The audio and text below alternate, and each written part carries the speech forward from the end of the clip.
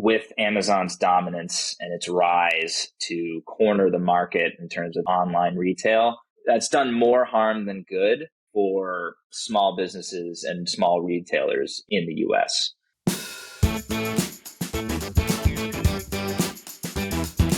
Hello, I am your host, Ben, and welcome to Season 2 of the Amazon Strategist Show, the show that is all strategy, no hacks, no silver bullets, no magic pills, just real practical strategy for serious Amazon sellers.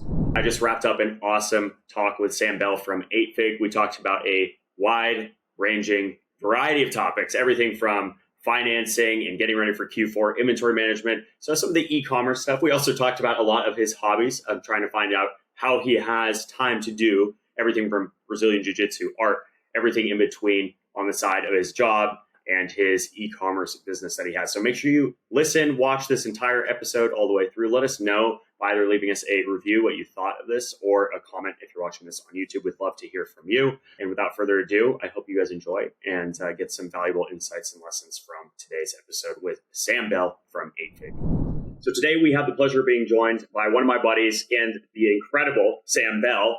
He's got a lot of wisdom and hands-on experience in the industry, so really excited to have him here on the show today. Sam, I've got a good lengthy bio for you. You've done a ton of stuff, so I'm going to get into that. Give me a sec. I need to catch my breath here. But Sam is the partnership manager at 8Fig, which is a continuous capital solution for e-commerce entrepreneurs. He's also got a rich background in entrepreneurship, sales, marketing, business development, and much more. And throw art in there, but also art. We'll get into that a little bit. Having started his career in sales and trading, working for a electronic trading platform, Sam forged his own path, advancing from sales associate to product management, helping to shape the future of the firm's cutting-edge automated trading tool. Soon thereafter, he started up a marketing agency with his brother, specializing in affiliate marketing for B2C brands, which opened the doors to launch his own art project. There we go. Okay. And partake in other creative opportunities such as Web3, community concepts. And nowadays, Sam is the proud partnership manager for 8Fig. So he's got obviously a ton of different experiences, a wealth of wisdom. Really excited to have him. And just a couple more comments here. Nowadays, as I mentioned, Sam is at 8Fig, and we've connected a couple times with awesome people together in the e-commerce space. Outside of the office, he also likes to fish, play golf, Brazilian Jiu-Jitsu, creating awesome art, chess, barbecuing, hiking, and just being outside in general. My gosh, my guy. Thanks so much for being here. That was amazing. Love that. So what outdoor activity are you starting with today, I guess? Thanks for having me, Ben. I'm really excited to be on.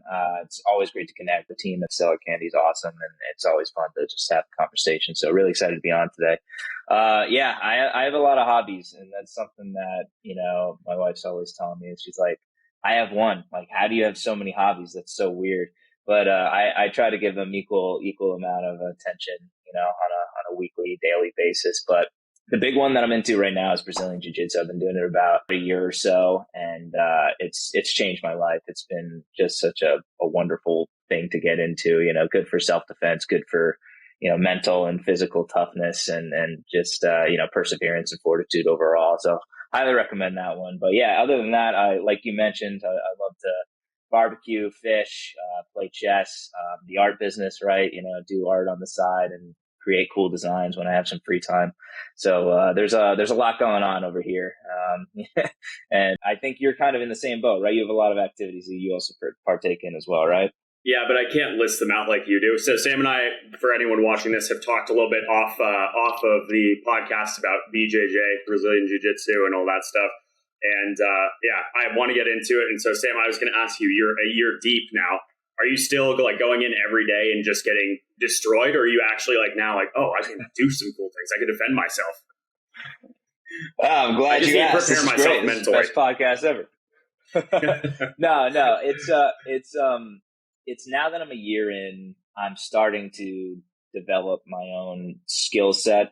In a way, I'm still a white belt. Like, for those who aren't familiar with Brazilian Jiu-Jitsu, they do have like a belt system, right? Unless you're, training just MMA or something like that. But in pure Brazilian Jiu-Jitsu, they have a belt system. It goes white.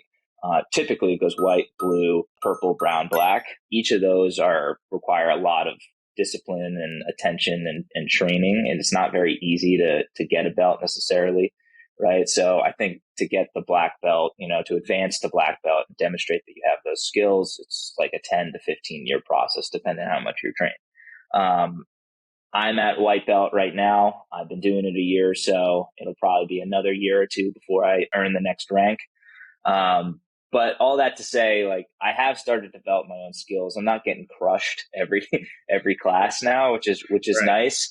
The first 3 to 4 months, going 3 to 4 times a week. That's kind of the schedule I'm on. 3 to 4 times a week, train for an hour or two. The first 3 to 4 months are really difficult.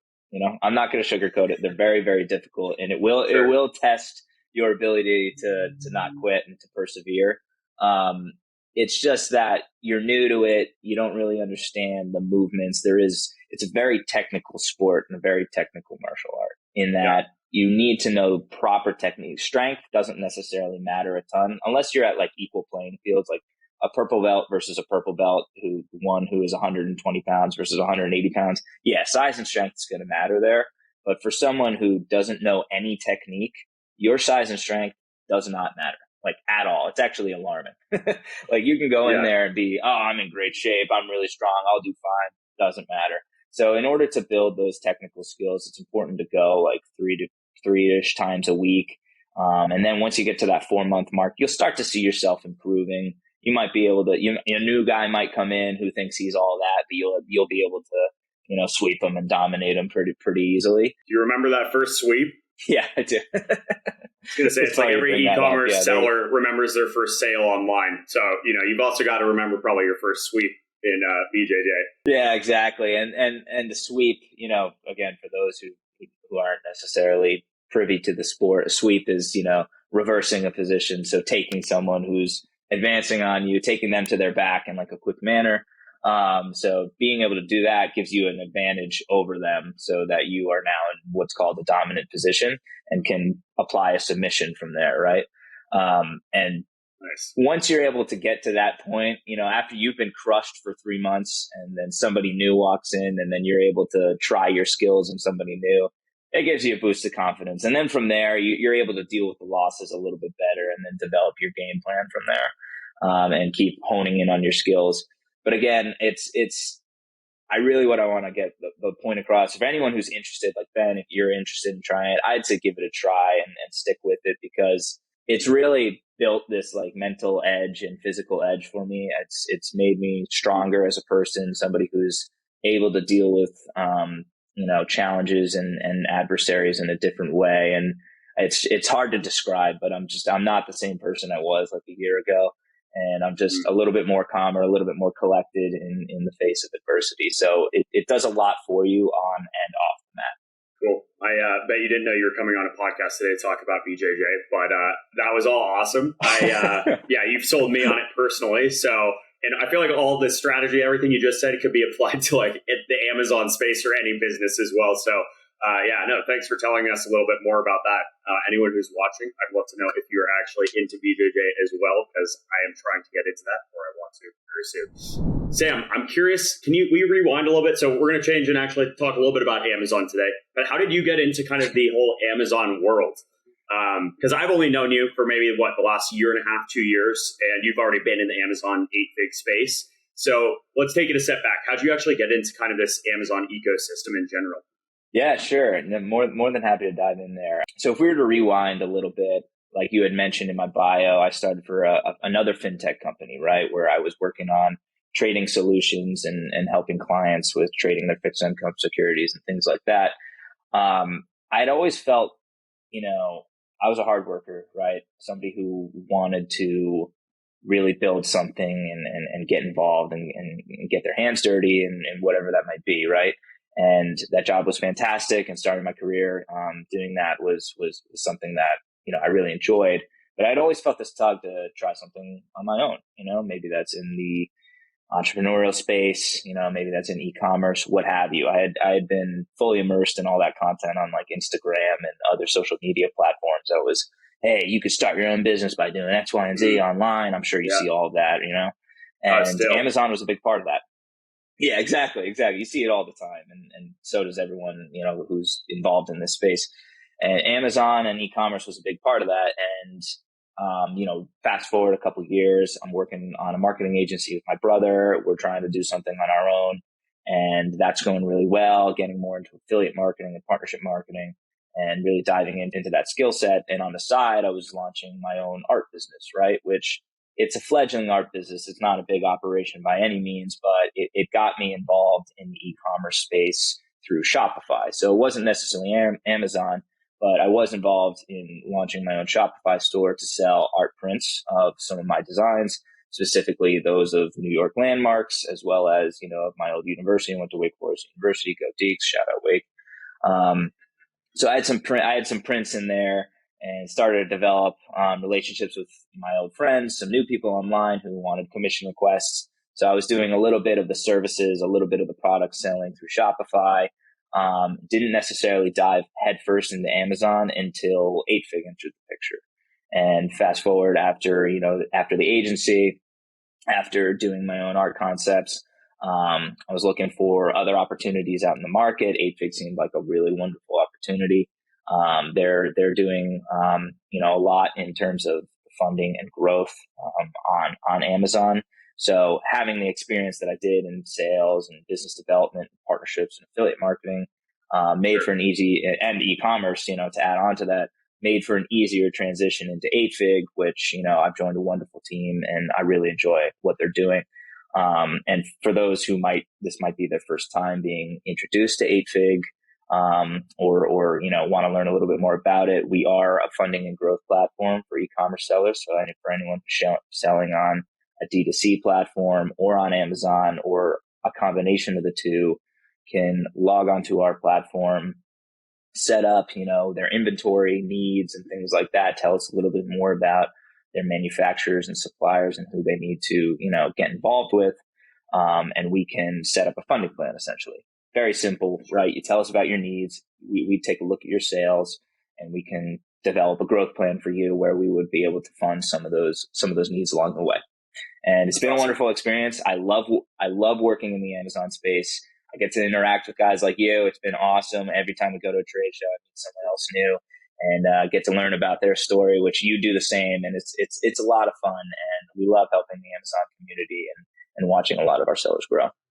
Oh, that's great. I was going to say to anyone who's watching this, two things. One, I actually have met the 8fig team, or at least several members of your team, when I was in Austin for SellerCon, and everyone on the team is genuinely the nicest human being ever, including Sam. So I don't know if that's just because of the BJJ, because I didn't meet you probably till after you started that. Maybe. So maybe before you were a much angrier guy or something. But no, all jokes aside, 8fig team's all been just super nice, super genuine. And this is also kind of a timely video, and we're going to talk a little bit more about this or timely podcast rather, but we'll talk a little bit more about this in kind of the Q&A section. But we have Q4 on the horizon, and that's, I think, kind of a really big place where, a company like 8fig and some of the solutions that you guys offer really comes into play, especially when we're talking about inventory and making sure you have enough to actually sell your products during Q4. So I'm going to pause. Let's actually go into the questions right now. So for everyone watching, this is kind of our much awaited Q&A segment. We normally poll the audience or just, ask for questions from our guests, or selfishly, I will ask questions that I'm interested in. So these are all kind of the burning questions that we want to ask, or we have kind of frequently asked to us hosting this podcast. So I guess, transitioning off what we were just talking about, let's talk inventory management for a second. Is that kind of the main issue that you guys are kind of facilitating and supporting sellers on? Or is it more than that? Talk to me a little bit about that. Sure. Yeah, happy to. So, yeah, I think, the impetus for the creation of 8fig was what we saw happen in 2020, where the supply chain pretty much collapsed all around the globe, right? Because of the pandemic, right? So when that took place, what we found was, this is a little bit before my time, but from what I understand, what we found was, a lot of sellers struggled to get back on their feet and kind of navigate what was this global catastrophe that was taking place in shipping and logistics, right? And what we found is a lot of sellers struggled to manage their inventory through that. And then thereafter, right? It's not necessarily something that you can just fix very quickly. It's something that, could plague your business over time if not addressed immediately. So, one of the reasons 8fig was started was to help those sellers better manage their inventory from a funding perspective, because you might have like a wonderful product, but if something happens where it's far out of your control and you're not able to navigate those issues, you might have to order more inventory, et cetera, to bridge the gap between whatever the case may be. That's where 8Fig really shines. So for example, if we have a seller who has a really wonderful product, right? They might be selling out at a faster pace than they had originally expected, which is a really good problem to have, what we call like a champagne problem, right? And, if they're selling out their product at a really impressive rate, what that could do in the long term is actually hurt their business, which is a funny thing to think about. You think, selling out stock is probably a good thing. It's in high demand. But when it comes to the Amazon platform, that's actually not very good for your store in the long term, because what will happen is Amazon could kill your rank, they could shadow you and things like that, right? Which is a problem if you want sustained growth, which I think most of the goals of Amazon sellers is to sustain growth, maybe move towards an exit someday. So what our platform does is help them map out their inventory purchases, make sure that they can stay in stock compared to their selling velocity right now, because we also connect to their store to evaluate what their sales look like.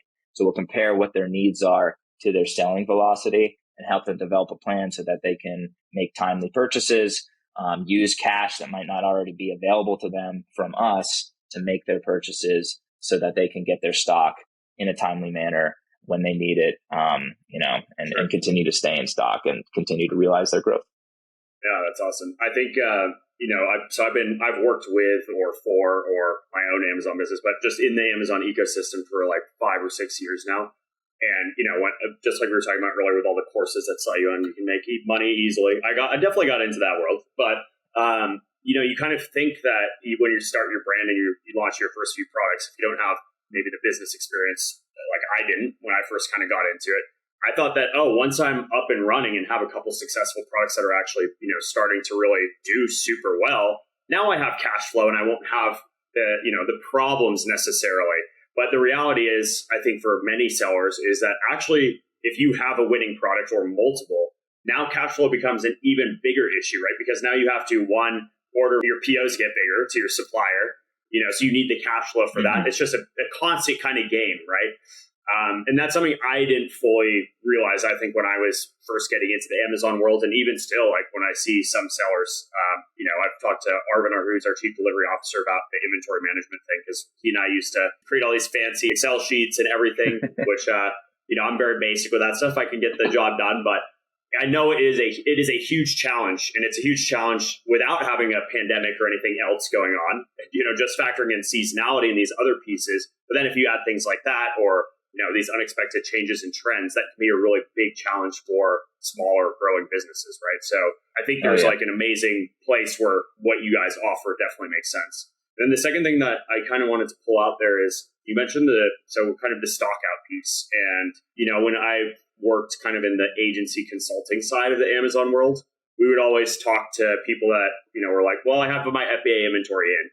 Should I create an FBM SKU? Like I also have like some inventory here in-house. And at least the common advice back then was, you should create an FBM SKU, because one of the worst things that could possibly happen is if your FBA inventory goes out of stock and you're out of stock, you're literally undoing all of the work, or quite a bit of the work that you've just done building up your brand on Amazon, right? Because your rank starts to go back. You spend all this money on advertising. So stockouts are a big issue. And I know that, we see that with sellers quite a bit.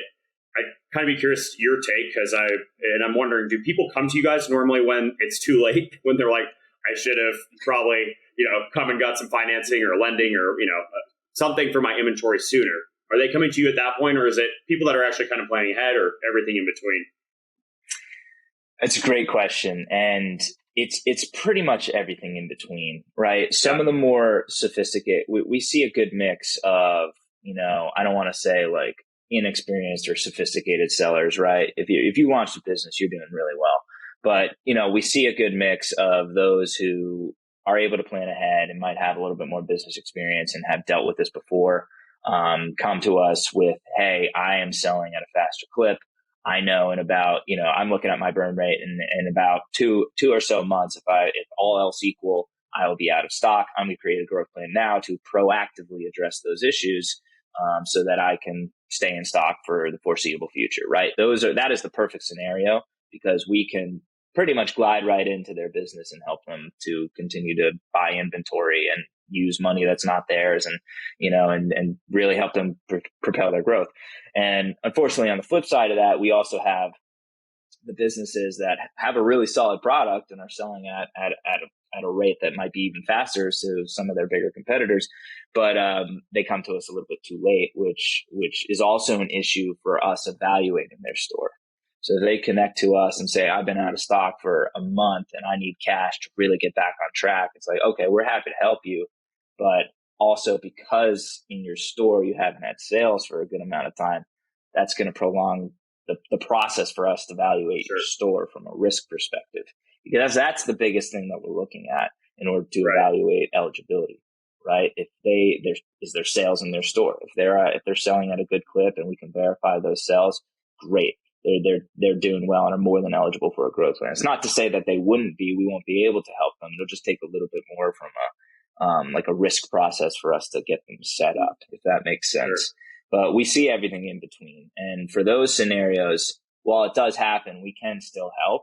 But it's always a good practice for anyone listening to stay on top of your inventory, to think about how quickly am I selling? How much do I have, in a 3PL, or how much can I get, back into my store, back into FBA to be ready to sell? It's always a good idea to manage that. And there are multiple tools online that you can do it in an Excel spreadsheet. You can use our inventory management tool, or you can use something like SoStock or another, tool online. There are ample opportunities for you to take advantage of this. And I would highly recommend it from a business management standpoint to stay on top of your inventory and do not let it get to a point where you have to approach multiple solutions to say, I'm out of stock and I need to reverse this right now, because that's not a point you want to be. It's not ideal. You want to keep some in reserve. Yeah, it's just not ideal. You want to keep some in reserve and think ahead 2, 3, 6 months, right, to see where you might be in the future, so that you can attack these challenges head on when they come.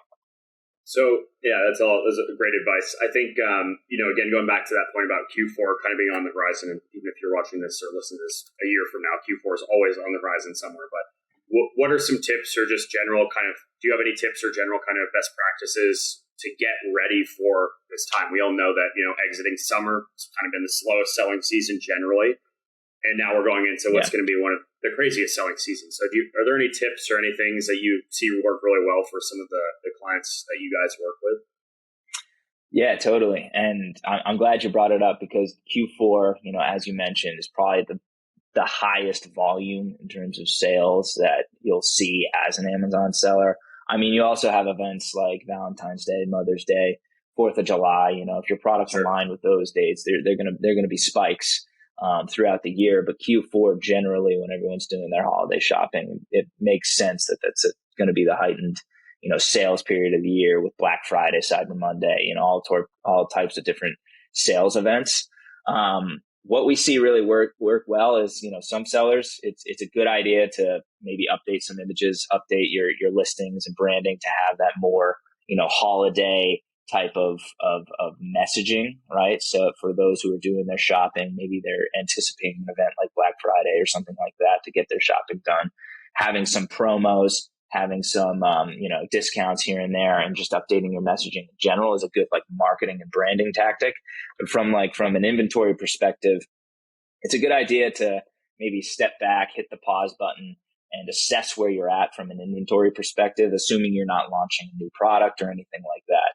But for your current product, assessing where you're at in terms of the units you have available to sell, and making sure that you're in tune with your supplier. If you have a good relationship with your supplier, make sure that they're aware that you're thinking about Q4 and that you might need to make some more orders in the near future to get ready for that event. It's always a good idea to just take a step back and say, okay, in the next few months, we are definitely going to have heightened sales. We're going to have more eyeballs on our product in general.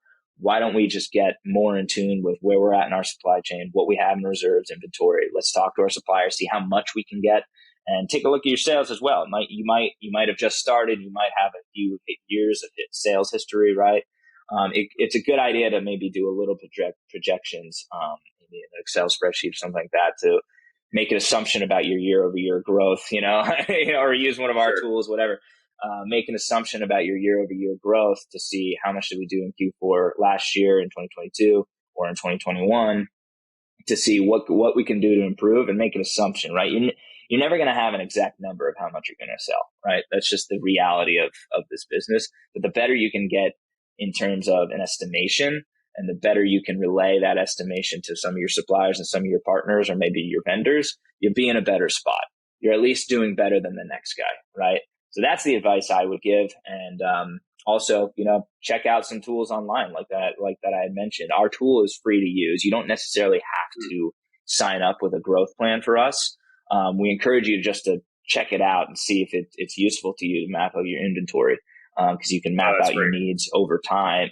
Yeah, you can map out your needs over time and, put an emphasis on Q4 to say, if I want to pay my supplier on X date, when we'll get my inventory in by, the time I need to do Cyber Monday, Black Friday stuff, that it's just a good idea to visualize and get more in tune with your supply chain ahead of these big events. Yeah, no, it's great advice.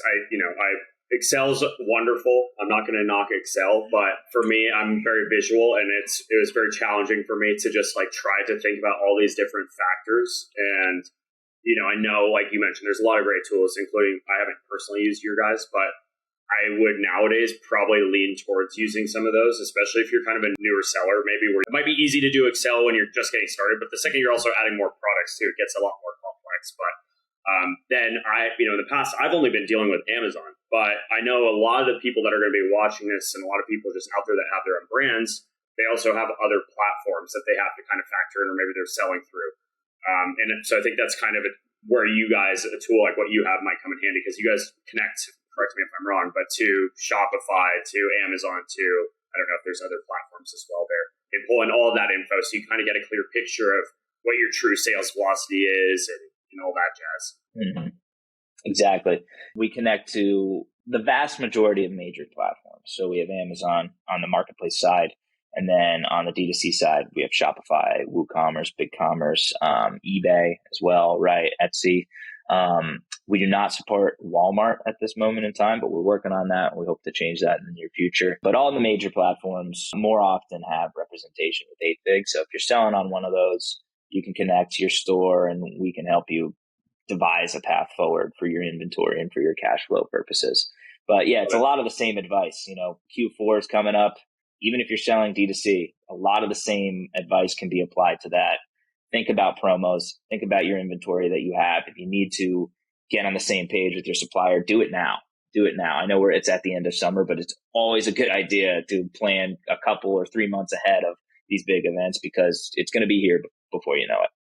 Yeah, absolutely. So one more kind of set of questions before we dive into the controversial take section, which I love.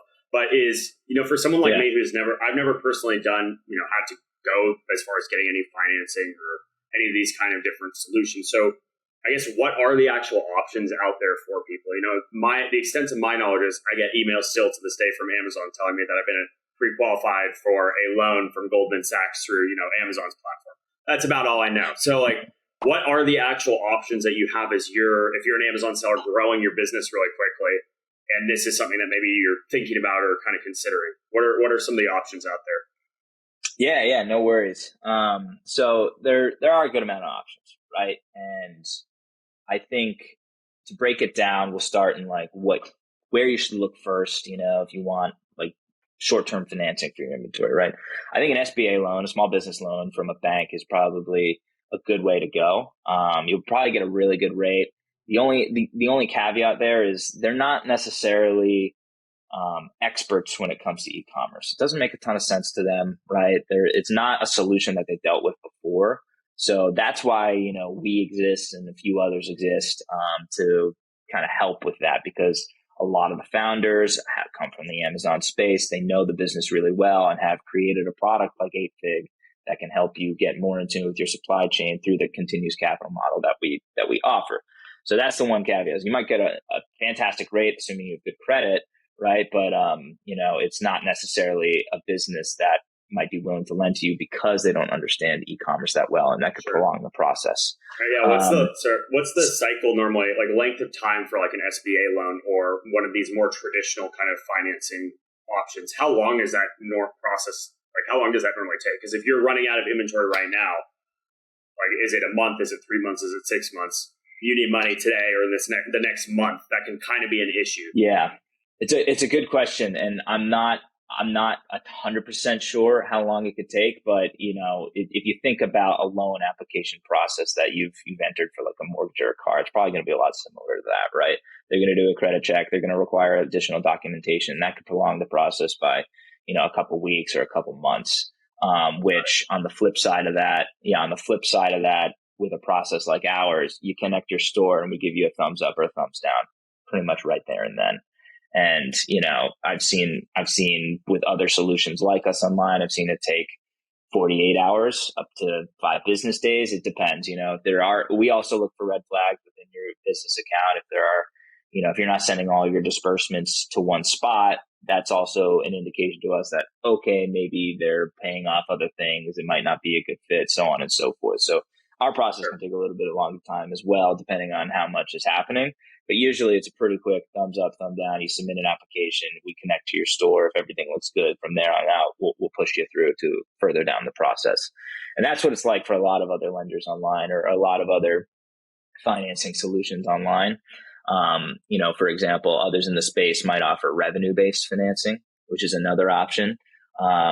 And this is also a good opportunity for sellers as well, because what they do is they'll take a percentage of your daily or weekly sales as a form of repayment for the loan. So it's like a fixed percentage. The only downside to that is if you start selling, exponentially higher than where you are right now, and they charge 10% of sales, like that's going to be a big number over time, depending on how much. Great deal for them and not as good of a deal for you. Exactly. And that's the downside to that. You might be able to get financing quickly from them. But the downside is, they do have ownership of your daily sales thereafter for a certain amount of time. And I think that varies. I'm not exactly sure. But it's another option that's flexible, right? And you can get financing quickly, but also the more margin you give up in your sales and eventually your bottom line, that's kind of what comes out of it. And then, for an opportunity like ours, where we're a merchant cash advance, we charge a fixed cost of capital. It's $6,000 to $10,000 for every $100,000 that's borrowed. And that's fixed regardless of the amount of time. So we're not charging a percentage of sales or anything like that. That's a fixed cost of capital and principal, over the length of the term of however long your growth plan is, which ours is, we require like a minimum of 6 months. But regardless, 6, 12 months, 24 months, 36 months, whatever it is, whatever the case may be, that fixed fee is going to remain the same. And then you also, some other financing options you have available to you is you can take out, credit cards or revolving credit, right? You might have a credit facility with another lender online that does e-commerce really well. And that's something that you can draw on at any point in time, kind of like a credit card to make your payments. But the flip side of that is you will have a significantly higher interest rate on those payments if you're not making them on a timely basis. So another thing to consider as for your financing options as you kind of look through those. Yeah, and I think anybody who's listening to this or watching this can tell there are a ton of options out there, and so that's I talk a lot about this, but knowing where you're at in your business is also super crucial, because one of the options might fit better for you at a certain time than another, and vice versa. And I think knowing what's out there and then knowing kind of where you're at is a big part of this whole process too. That's great, Sam. I appreciate you sharing that. I do have one final question, which is going to take us into our next section, and that's, does pineapple belong on pizza?